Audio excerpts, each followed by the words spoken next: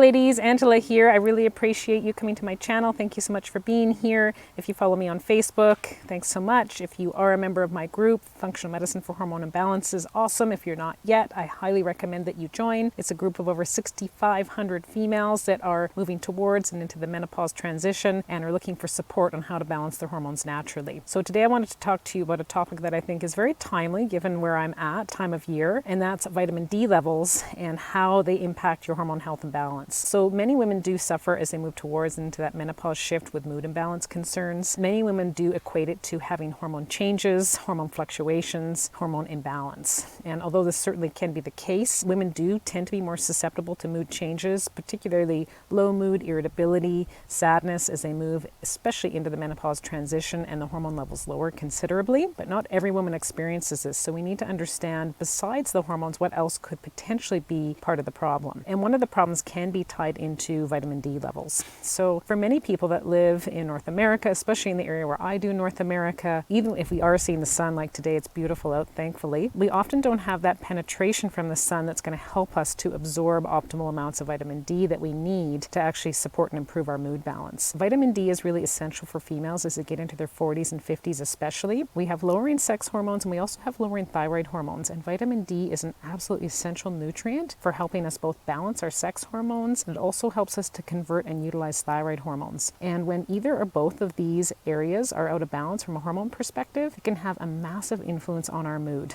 Many of us feel out of balance. We feel more irritable, low, sad. Often we feel unmotivated as well. If you do feel like you're struggling with this, if you feel like it's hard to get out of bed and get tasks done that used to feel like it was no problem, it is possible that you have some nutrient deficiencies. And like I said, one of the most common ones is vitamin D. Sometimes, depending on where you live, this can be more challenging to get this test done, but it is a blood lab test, the vitamin D 25 hydroxy, and ideally you get this run and your numbers should be somewhere between 70 and 90. And if they're above, then you need to back off on supplementation. You may be overdoing it. If you're below, which is most common, you may need to be bringing in supplementation. So for example, even right now, even though it's nice and sunny out, I'm outside, I am enjoying and feeling some of those rays. I'm even feeling a bit of the heat, which I love. I definitely recognize that the sun is still not penetrating that strong at this time of year. So even though I'm getting a little bit of vitamin D, I'm really only getting it from the neck up. It's too cold for me to be outside in anything except a long sleeve shirt, pants. So for the most part, I'm mostly covered up. So if you do see a low vitamin D and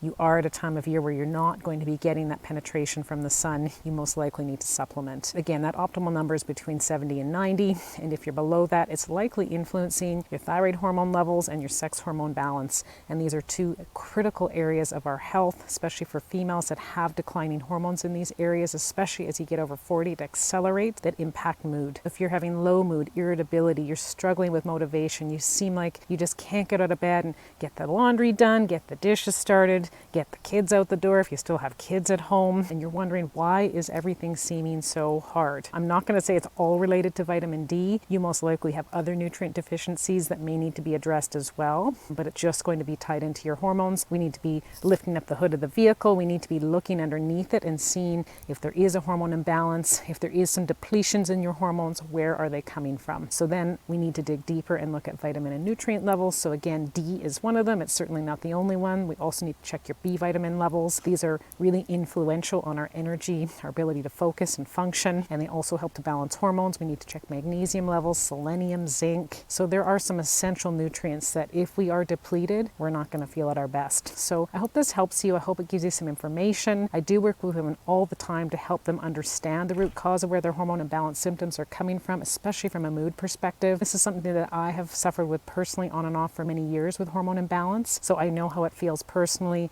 and I know that there is a way to get the answer to improving your mood balance. And it's not always just about adding or taking away sex hormones. It's not about just balancing them out. We've got to figure out the root of where these imbalances are coming from. So we do urine testing, blood testing. When I work with women one, you may be a candidate for that. If you do think that you may want to understand this further and connect with me, please feel free to reach out. You can go to my website, www.angelasimpsonfunctionalmedicine.ca, and there is a contact link there. You can book a one-on-one complimentary consult. I'm happy to talk to you about your health as a female, see if you may be a good fit for me to work with you to help you optimize your hormone health and balance in this time of life, the transitional time between perimenopause, menopause, and beyond. Thank you so much. And again, if you haven't liked me here on the socials, on YouTube, TikTok, Instagram, if you you haven't started following me yet on my Facebook group, Functional Medicine for Hormonal Imbalances, please do. Thank you so much for being here. Again, my name's Angela, and I can't wait to bring you more information on how to learn how to rebalance your hormones naturally as you move towards and into that menopause transition. Thanks, ladies. Bye for now.